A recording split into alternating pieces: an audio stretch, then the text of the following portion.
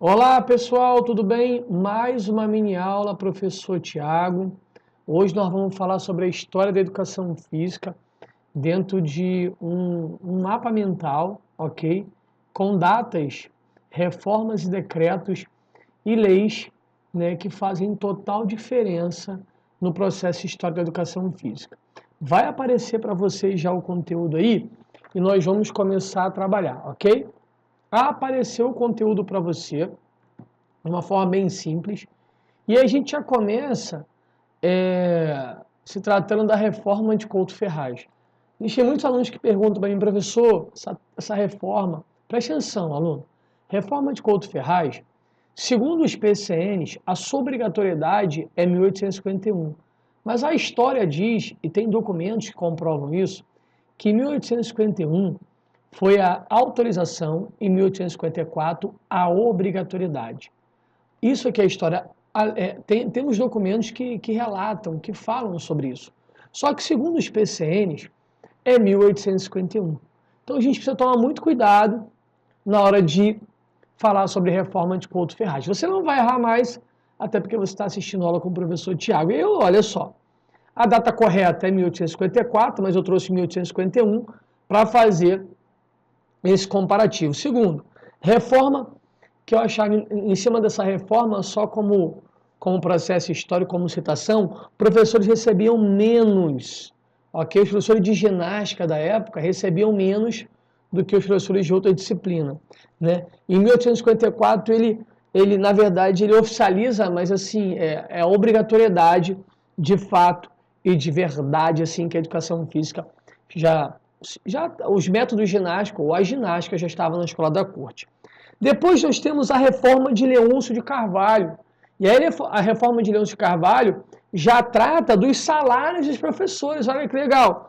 É reforma educacional e acaba equiparando os salários dos professores de ginástica com os professores de outra disciplina. Então, ali na reforma de Couto Ferraz, os professores de ginástica recebiam menos, né, os professores recebiam menos, já em 1879, não, com a reforma de Leôncio de Carvalho, que é uma reforma educacional, equiparou os salários de professores de ginástica com os professores das outras disciplinas. E lembrando que o parecer de Rui Barbosa, que é em 1882, o projeto 224, fala da importância do quê?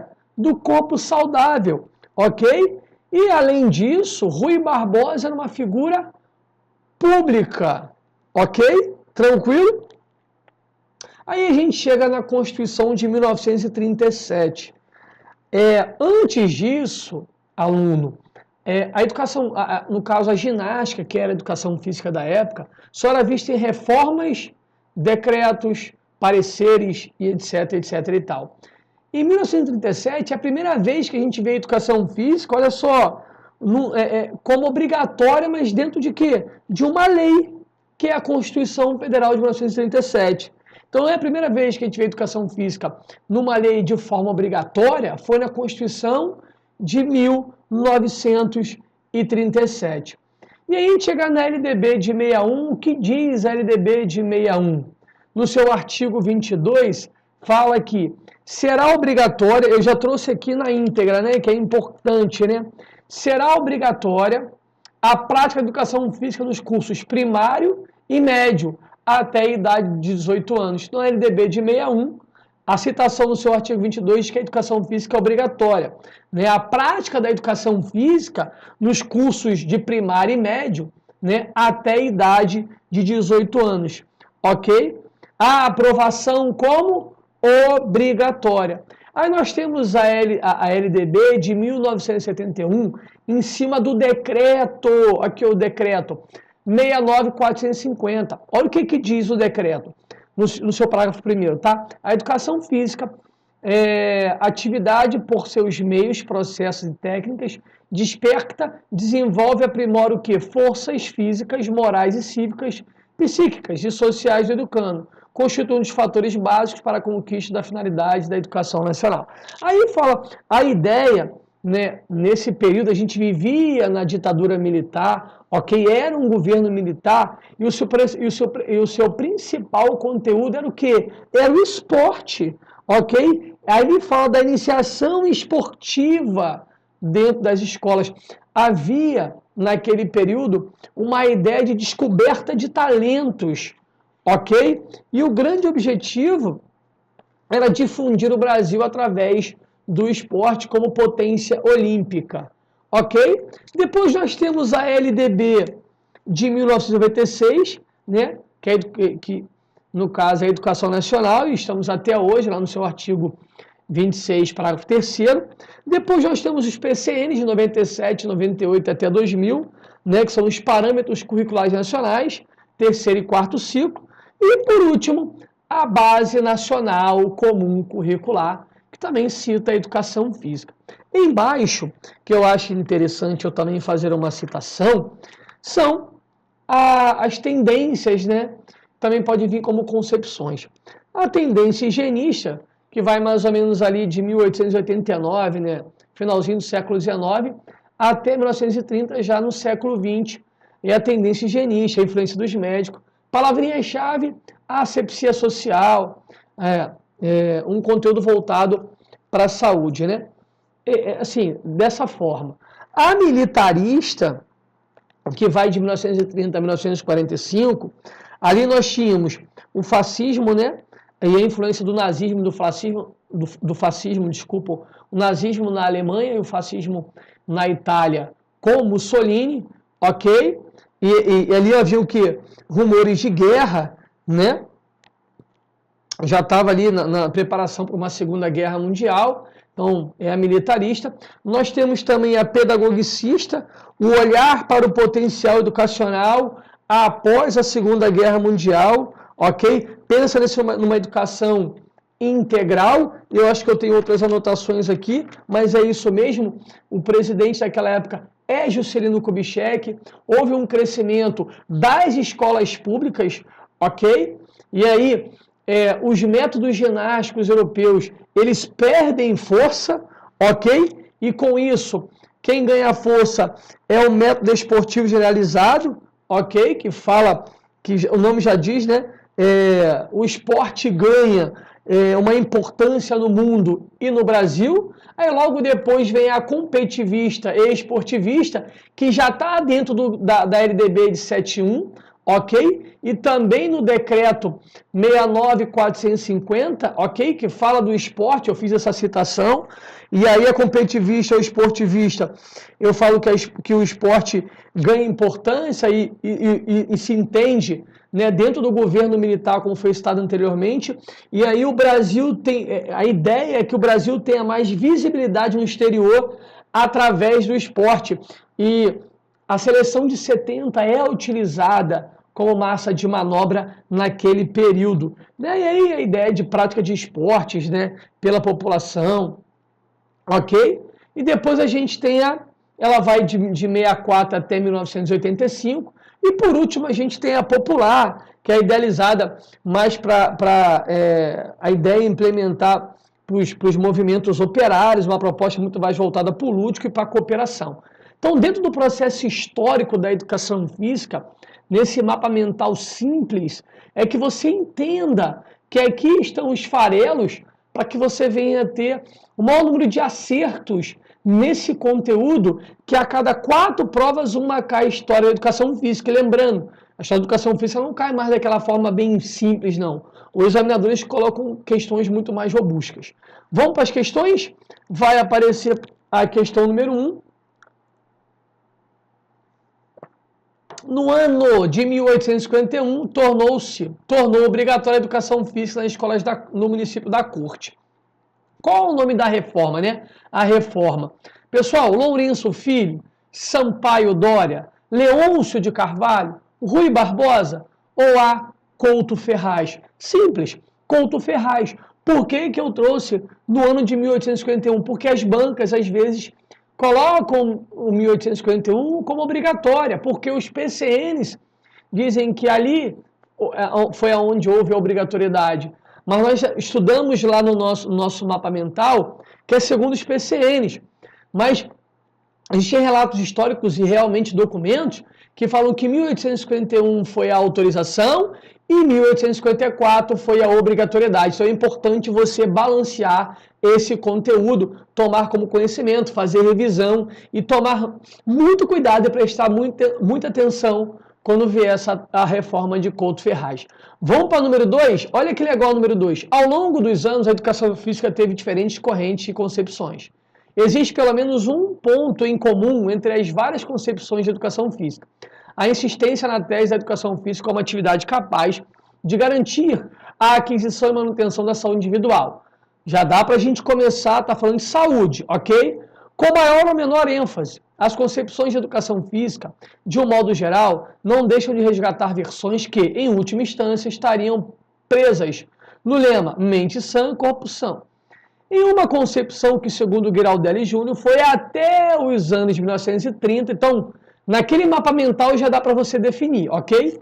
Existia ênfase em uma relação à questão da saúde, o qual estava em primeiro plano. Para tal concepção, coube a educação física um papel fundamental na formação de homens e mulheres sadios, fortes, dispostos à ação. Mais do que isso, nesta concepção não se responsabilizava somente pela saúde individual das pessoas.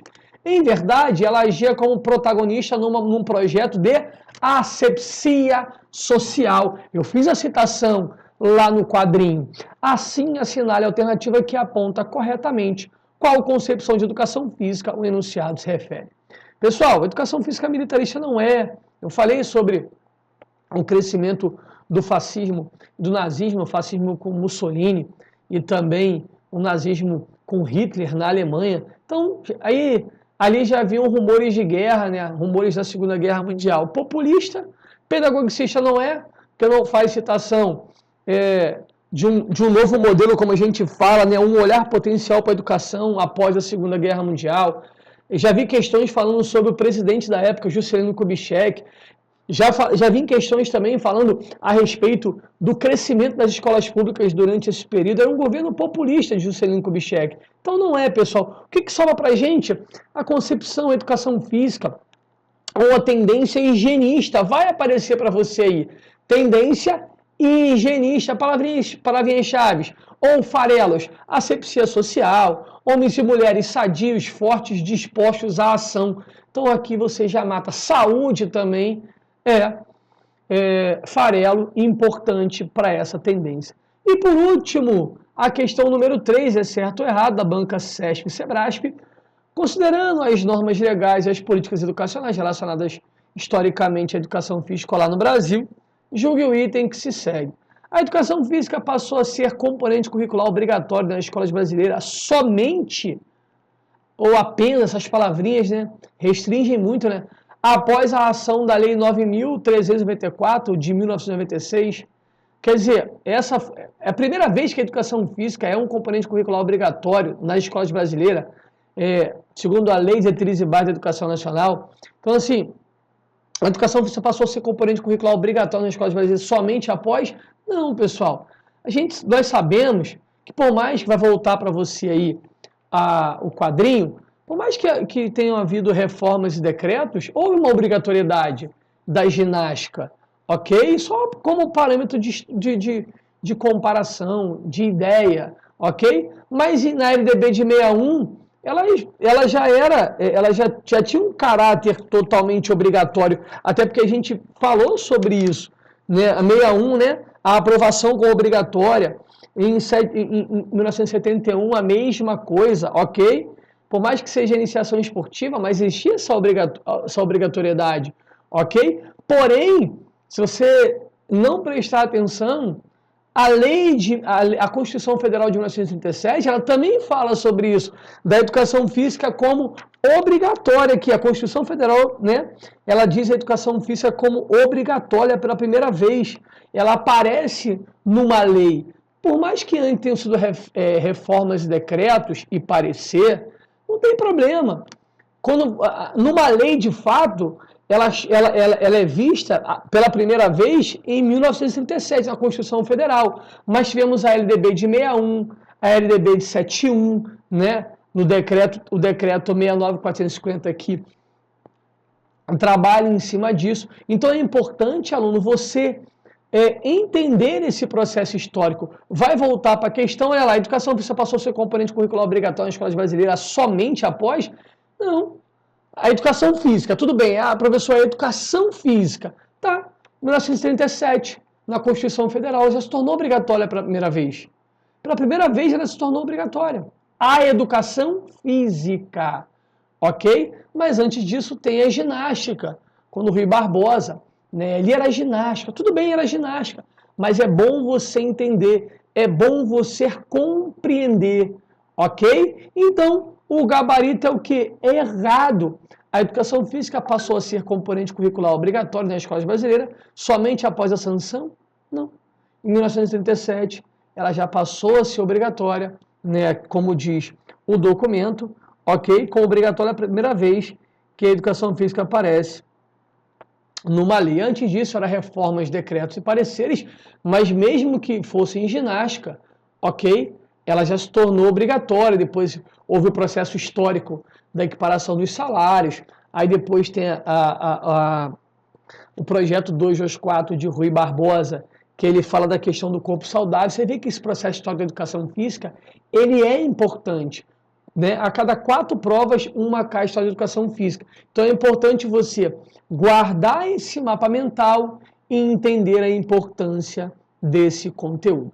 Um forte abraço, ok? Nos vemos num próximo conteúdo. Tchau, tchau.